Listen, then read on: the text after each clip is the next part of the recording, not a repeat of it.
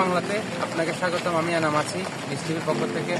আপনাদেরকে দেখাতে চাই আজকে সুগন্ধা বিচে বৃষ্টির কারণে দোকানপাট বন্ধ করে সবাই বাসায় চলে গেছে অতি বৃষ্টির কারণে।